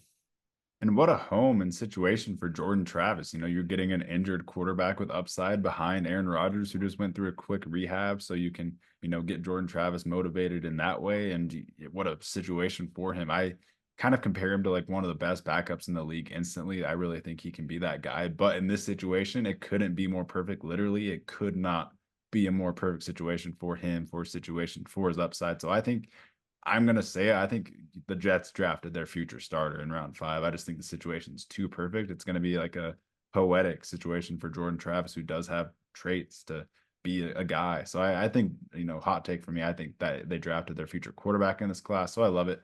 I love the class overall. A for me. Beautiful stuff. Beautiful stuff. And now we got some really good grades coming up with the I'll just take this one away. This is another one of my A plus draft. One of my A pluses. I had two A pluses, and I'll tell you my grade for the next team. But I mean, Quinion Mitchell falling to 22 is one of the best values in the entire draft. Cooper DeJean falling to the second round and them trading up to secure him is another one of the best values. And just the way you can see, the trades in and out that came in. Look how many, look how many, just look at, with the two arrows, it was a trade, either them moving up or down or however they were maneuvering around the board. But just take notes from Howie Roseman because he plays the board better than anyone else. And he's one of the most active guys on draft day. He's moving up, he's moving down, he's making deals. And it's just inspirational watching. I mean, but you go attack your two biggest needs. I mean, really, your biggest need is secondary, and you go get, in some people's boards, you could have Quinion Mitchell 1 and Cooper DeJean 2. So, you get two of the best corners in the draft. Will Shipley was a really fun pick to add to that running back room. Aniyah Smith, Jeremiah Trotter Jr., his dad was an Eagles legend. So Trevor Keegan, a guard from Michigan, Johnny Wilson, who had no business being there, kind of like a tight end, wide receiver hybrid, Dylan McMahon. They just really kind of hit on every single pick. And they did that well, acquiring three, very valuable picks next year. Yeah, like you said, here with the Eagles and Steelers, who we're going to talk about next, it's my two A plus grades as well. I guess other than the Bears, who are kind of just obvious, they got Caleb. A plus grade. I really, really love that Vic just clearly went and got his guys. Like I think they gave Vic kind of the keys. They asked Vic what defensive players he likes, and he went and got his guys. Man, he got Quinion and DeJean, which is so fun. DeJean was always linked to the Eagles as just the perfect Vic Fangio guy, the perfect guy to fill into that defense and really complete the secondary move anywhere. You've got those two with, Slay and Bradbury and Maddox. Now it's just beautiful, honestly. So I really love what they're doing. They're shooting it upside. They get another Fangio guy in Jalix Hunt, who has so much upside. Edge rusher I really liked. I was high on. I give him an A grade for that one. Will Shipley, he's kind of the perfect just receiving back. Third change the pace back, really fun. Honestly, 1-for-1 Swift replacement. So love that. Aniyah Smith, a really good wide receiver 3, can be like a running back type, something they don't have at all. And Johnny Wilson, a project to, worst case scenario, would be a good tight end to back up Goddard, which they don't really have. So I love the draft. Down the board, you get value. It's just the Howie Roseman draft. You collect assets for future. You hit on every pick. Keegan, who's coached up greatly. Both those linemen, both those guard picks in late rounds are beautiful. It's just beautiful. They hit on everything. It's just take notes, other GMs. It's just like, seriously, take notes. I don't know how he keeps getting away with this. I don't know how he's really the only guy that just moves at this type of rate, man. I mean, he's kind of, Howie Roseman's on like another wavelength. He's like on another tier above every other GM, I swear. It's just inspirational. Every single year they keep doing it. He can't keep getting away with this, Howie Roseman, but we'll move on to the Steelers. Another, incredible draft. I give this one an A plus as well. This is my best draft of any draft. I would rank it at the very top. They got all of my guys. Every single pick they got was an A grade for me. There wasn't one pick that wasn't graded an A because every single pick was probably what I would have done. Someone that was at the complete top of my board. Troy Fatanu, you get at pick 20. He was a top 12 player in the class for me, my number 2 tackle in the class. I think that's just a complete steal. Him and Broderick Jones is so fun. Zach Frazier to plug right in at center, such a high floor. You just, once that pick happened, you felt dumb not predicting it. He was just such a Steelers guy. You get the Wilsons, Roman, and Peyton. Both are going to compete and then definitely, get a lot of snaps day one. McCormick, Mahler, absolute my guy. Logan Lee, another my guy too, in the trenches. It's just insane. Every single pick, A plus, A plus, A plus. Yep. This is my only A plus plus draft. So yes, the very best draft. What I would have done with every single pick. Zach Frazier ended up being I never even told you this, but ended up being my number one center when all said and done. Just a player I absolutely loved. Troy Fatanu, just a positionless offensive lineman who had no business being there. Roman Wilson in the third round. Bro, Peyton Wilson in the third round, in the late third round. Mason McCormick, Logan Lee, Ryan Watts, who's just an ultra athletic, big physical corner who may slide into safety. We'll see.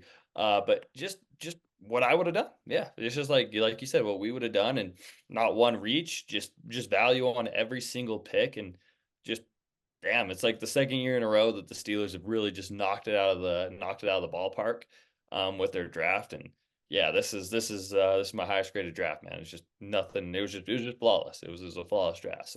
It really was.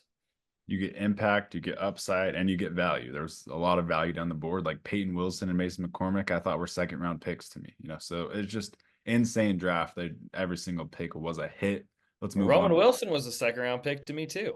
I mean, Yep. to be honest with you, there's some mocks and some people even have Roman Wilson falling into the back end of the first round. So, I mean, he's just a kind of a little bit different flavor of wide receiver, and just it goes along the lines of, the Steelers getting a mid round wide receiver who's going to be great.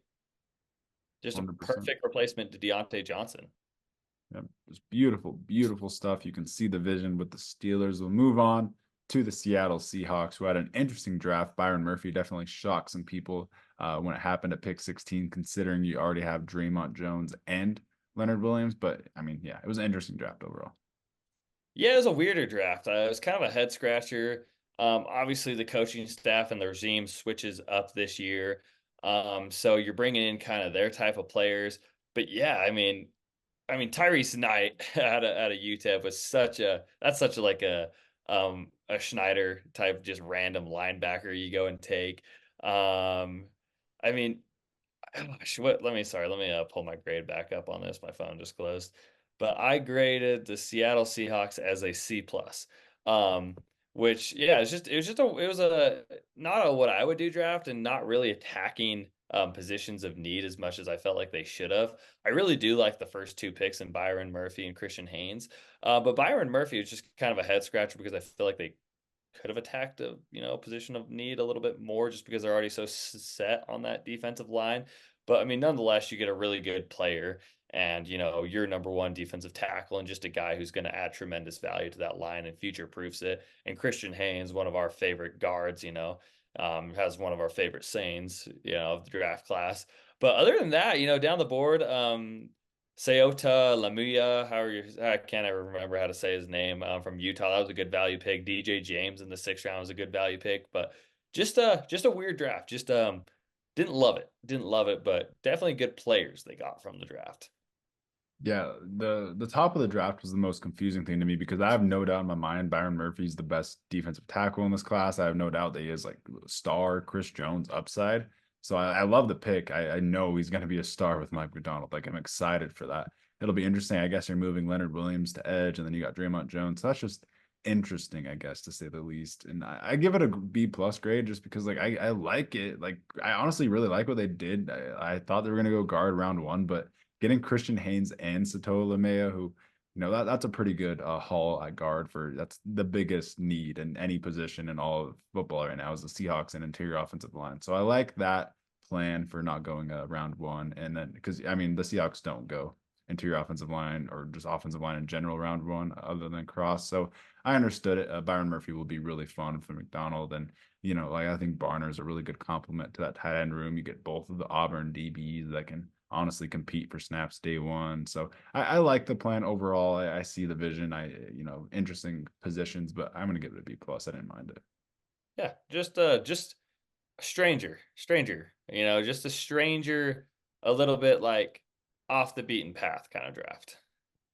Speaking of strain and like off the path of normalism, let's go to San Francisco 49ers because they actually had a good draft for once, I think. I think this is the best haul that John Lynch has ever came away with, if I'm being honest. But it was interesting because you draft those two receivers, two really solid receivers, two guys that are good at like getting open in the intermediate game, really good like quick separators, good route runners.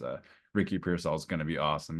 Shanahan's going to love him and just, the quick separation, and he's going to be a target merchant, and Cowan can kind of just be that, eventual slot too. He's one of my favorite slot receivers in this class. So I do like that, the value of those two players. Will be interesting to see what the heck happens with the Ayuk and Debo. That whole situation's confusing to me, but like Renardo Green, he's going to be a dog on the outside opposite of Ward, and that was honestly a pretty big need. Pooney was something we predicted as well, who's a perfect, guard tackle for this team who definitely needs offensive line help. I would have given it a higher grade if they attacked offensive line more, honestly. And then Isaac Grendo is another player you knew was going to be a Shanahan guy, just so perfect. Definitely going to be an electric RB2 for this team. And then Mustafa to honestly replace Hufanga's replacement or his production. And I think he can be that same box safety. So I honestly like the players they got, the value they came away with. I thought it was fun. I'm going to give it a B plus. Fire picks, man. Not gonna lie. Yeah, it was kind of crazy. I mean, really, the one, two, three, four, five, six first picks that they took was just they nailed it, man. I mean, those are great players, but just weird for what they have. I guess Malik Mustafa kind of feels like Hufanga, Ricky Pearsall, and Jacob Cowing just kind of like maybe Walmart versions of Brandon Ayuk and Debo Samuel. But just weird. Yeah, it's like what are we up to? What are we doing? Are we trading these receivers? I don't know. I feel like I mean, it was like pretty obviously that they were somewhat being shopped or teams were inquiring about them. But forget about that right now. I'll just grade the draft. I thought it was fantastic, man. I mean, Ricky Pearsall is just an incredible. I mean, we're just grading it based off of draft picks. It was fantastic. I give this one a B plus. Dominic Pooney was a guy I'm pretty sure we predicted to the San Francisco 49ers in our mock. So I love that one. It just feels like the most San Francisco 49ers pick. Renardo Green, no doubt he's going to be an instant contributor, probably turn into one of the better corners in the league in this system. But yeah, just an awesome draft class, but they're up to something weird and it's off the beaten path for John Lynch. But yeah, B plus grade for me. And they also get Drake Nugent from Michigan, who I think will definitely make the team, and he'll compete for snaps sooner rather than later. So I really like that as well. Moving on to the Tampa Bay Buccaneers, who definitely had a really, really solid haul. Another one of my favorite hauls. Yeah, no, for sure. I mean, they just kind of took what fell to them, which I have no problem. Graham Barton shouldn't have been there at 26, fell to him. They drafted him. Chris Braswell, probably the best defensive end on the board at that time, fell to him. Tyke Smith, the best safety on the board, fell to him. Jalen McMillan, one of the probably the best wide receiver on the board at that time, fell to him. Bucky Irving was kind of an interesting pick. It's kind of, I don't know. I don't know if that's the best compliment to Rashad White, but I really do like the player. Elijah Klein from UTEP, and then Devin Culp from Washington. Didn't watch either of their tape, but just two dart throws at the end. But the first of the picks, and Jalen McMillan is probably my favorite draft haul or my favorite draft player from this team. And at this value, I feel like he's going to be a guy that really just end up taking Chris Godwin's spot. Kind of complements that role very well. I think he steps in as wide receiver 3 immediately. But I graded this one just a solid B. I give it an A minus. I really liked the class because Graham Barton was a complete steal to me. I didn't think he'd be here, and when he was there, I was pounding the table for the Bucks to draft him. I like Braswell as a compliment to that edge room. Tyke Smith's an instant. He was the top 3 slot corner in the class for me. I absolutely love that. The one reason I don't give it an A is because I really wish they would have attacked corner. Feel like, you get rid of blanked his name, Carlton Davis, to the Lions. And I felt like it should have been a position where I felt like they should have double dipped at some point. Would have liked to have seen them do it in the 4th round, maybe over Bucky Irving, and then maybe, one of your last 2 picks as well. But that's why I didn't give them an A, just because I really would have liked to seen them actually attack corner. That's why I felt as well. They did get Tyke Smith, who I have as one of the top slot corners in the league. So that is why, or in the draft. So that is why I bumped the grade up. Actually, I was thinking the same thing. And then I don't mind Zion McCollum, who they drafted last year. So I kind of understood it, although I would have liked an outside corner shot as well. But yeah, I really like Tyke Smith. They get an insane slot corner and they get an insane slot receiver on the other side. Jalen McMillan's a perfect complement to their two receivers. You got the deep threat with Palmer. So I think that's a perfect top four in your receiver room with all four different flavors. It's really awesome. Like you said, he can turn into a Godwin type player. He's so smart. I'm really high on McMillan. So love that pick. I give this draft an A minus. I think Irving is pretty terrible value there. If I'm being honest, I'm not high on him. I think he's Kenneth Gainwell, but I mean, you get a Kenneth Gainwell for Rashad White. So there's that. But I really love Barton, man. Yeah, no. Overall solid haul. And yeah, like you said, Graham Barton is kind of your prized possession you take away that had no business being there at pick 26. And then moving on to the Tennessee Titans. I want you to talk about this one because I want to talk about the Redskins draft first, but you go off about this Titans draft. you know, we got bigger. That's one thing. We got bigger, we got more physical. They really did attack almost every single need. But yeah, just like JC Latham, one of the biggest risers on the last 2 days, like before the draft. Nonetheless, you pair him with, one of the best offensive line coaches in football.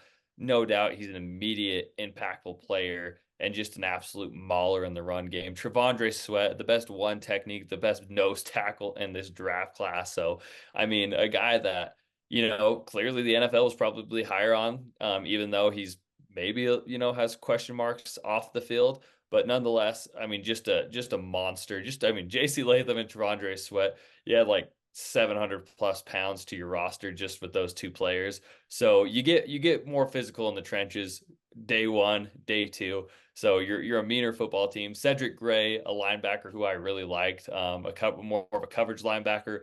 Jarvis Brownlee, probably the biggest steal there. Just a guy that has a nose for the football, getting his hands on the football. But yeah, I mean this draft class, maybe I felt like there was a little bit of reaches, but I don't mind it because they really did attack the positions of need that they needed. But I think I'm gonna give this one a B plus. Even I feel like they reached a lot, but I feel like it was okay because I feel like they really they made an identity for their football team, I should say. Yeah, I give this one just a solid straight B. I didn't love the first two picks, like you said. The first pick felt like, kind of worst case scenario, no neighbors, no all. It did feel like Latham, they were kind of just backed into and kind of forced into taking. And you get a lot of beef with Sweat too, but he is kind of just an idiot. I don't fully trust him off the field. I really don't trust him at this point. But he is a Titans pick. He's a perfect nose for that team. He's going to be awesome with Jeffrey Simmons. So I don't mind it. But I do love day three. So that is kind of what salvages the grade for me. Is I love Cedric Gray. Start him over Kenneth Murray day one, please. I think Jarvis Brownlee is awesome. He's going to be a perfect CB4 to develop between a really good corner trio you have, and then some upside with Jaquan Jackson and Jalen Harrell, who has a lot of pass rushing upside. I thought that was a steal, so I like that. I like that Titans draft. As you see here, you feel every single need, and I think the Titans are going to be more competitive than people think. So I give it a solid B. I didn't love the beginning of the draft, but they finished strong. I love it. Yeah, I love the grade. All right, Dan, take us away, take us home with the Washington Football Redskin Commanders. The Washington Football Redskin Commanders, the football team. They go Jaden Daniels over Drake May. And before people get mad at my grade, which is a D plus, it is my second worst grade behind the Falcons. It's just, usually with the second overall pick in the draft, you go for upside, you shoot for the upside. And I think you can argue with the amount of years and snaps that Jaden Daniels has played in college football. He might be closer to his ceiling than, definitely a Drake May who's played one season, and he is like Josh Allen, Justin Herbert, Jordan Love type upside. I just think with the second overall pick, you go for the upside. Like, just at the end of the day, Drake May's better. He's in a tier above. Jaden Daniels is a quarterback. Daniels is good at like playing within an offense. He was really in a really plus situation there with that Brian Kelly offense at LSU with those great first round receivers around him. So I don't know, man. Drake May was just the pick to me. He was just a better quarterback. I will eat crow if Jaden Daniels turns into Lamar Jackson. He isn't Lamar Jackson, though. I would say he's more closer to RG3. I do like getting Sam Hartman undrafted. I think he could be the Kirk Cousins for RG3. So watch out for Sam Hartman's stock. I don't mind that value at all, but I just don't love Jaden Daniels' value at 2. I had him kind of lumped in with Bo Nix and JJ McCarthy and Penix. I had him in that tier. So yeah, just don't love the value. Give it a D plus. And just outside of that, I love Johnny Newton, Mike Sanders still, Ben Sinnott. That's insane impact day one. All 3 will be honestly borderline stars for you. Brandon Coleman, I hated that value. Luke McCaffrey was pretty terrible value in round 3, and that's someone who I was really high on, higher than most, and I didn't love the value there. But yeah, sorry for the negative connotation and tone, but yeah, Jaden Daniels over Drake May is ultimately not the greatest, and I do love Dominic Hampton and John Baptiste and McGee as well. I just don't love Daniels, man. Yeah, no, I 100% agree. I kind of I tricked my mind into believing, and I was foolish for it. I tricked my mind into believing I don't care what Daniel Jeremiah. I don't really care. They're literally telling us that the Commanders are taking Jaden Daniels. I'm still gonna have hope and faith that they're gonna make the right move and take Drake May. And we're really calling our shot. If this ends up going the other way around, then hey, we're putting ourselves on camera. We're putting our take out to the world. So, you can flame us. But yeah, I have the same feeling, and what I see on tape is I don't know. I don't love Jaden Daniels. I don't love him like I love Drake May. I mean, Drake May, just a bigger, physical, more prototypical quarterback. I think he's got the better arm. I think he's a smarter quarterback. I think he can throw the entire route tree, where I feel like Jaden Daniels is more of just a system and flow type quarterback. So yeah, that really does affect the grade. I mean, but moving off of Jaden Daniels, Jerzon Newton, absolute steal. Mike Sanders still, you got Kenny Moore for the next 10 years. So I mean, those picks, those are A+ picks. You knocked it out of the park with those. Ben Sinnott, who I compared to Kyle Juszczyk, absolutely loved him. Thought it was a little bit of a reach. Brandon Coleman, definitely a reach. The offensive tackle, board went fast, and you end up reaching on a guy. McCaffrey reached on, Jordan Maggie reached on, and then the last 2 I'm fine with. But yeah, a little bit of reaches for what they did, and definitely players I would have gone over. But I really love the Johnny Newton and Mike still pick, though. I those 2, absolutely love those second round picks. Yeah, I mean, after round 1, I love all the players that you ended up with. There were some reaches. I love all the players like Ben Sinnott. I think he has Sam Laporta upside. I think he's Juszczyk with is his floor, So I love that. I love the impact. That's a huge need. And it really is. If you got Drake May, this is an A, maybe an A+ draft, man. If this is Drake May and his incredible arm, zipping it around the yard, making any throw on the football field, it's just different, man. It's different upside with the second overall pick. It's just a different tone we'd be talking about this team with if they had Drake May and imagine, not to be completely rude, but imagine Ben Johnson and Drake May, man, with the Commanders, and they completely fumbled this offseason, and Commanders fans are gonna shit on us, bro. But the quarterback just weighs the grade down for us, D+ for me, and yeah. Yeah, I mean, you're looking at Ben Johnson and Drake May, but you get Jaden Daniels and Cliff Kingsbury. I mean, Commanders fans are gonna be mad, and rightfully so. Rightfully Oh, so. I would be too. Give us the hate. We love it, man. We talked about all 32 teams. We gave our grades out there. We're putting ourselves on the line out here. Super fun pod, Dan. Super fun draft weekend. It's sad. It's come and gone, but hey, guys, just a little sneak peek and teaser. Fantasy season, man. Fantasy season is coming up, so a lot of fantasy content to come, and I'm super excited to get into that now. Yeah, episode went long, but we wanted to cover everything. You can skip ahead. We'll put our timestamps up so you can skip to certain teams. And yeah, really fun. This whole draft process has been a grind, and it's definitely paid off. We were proud. We evaluated most of the prospects that were drafted, and next year will be even stronger. So yeah, stay tuned to the NFL Seekers podcast. A lot of fantasy content coming out, a lot of dynasty rookie content coming out, ranking all these rookies for the future. It's going to be so fun, man. This summer is, a lot of possibilities for some fun content. So stay tuned to the NFL Seekers podcast. Like, comment, subscribe. Peace. Peace.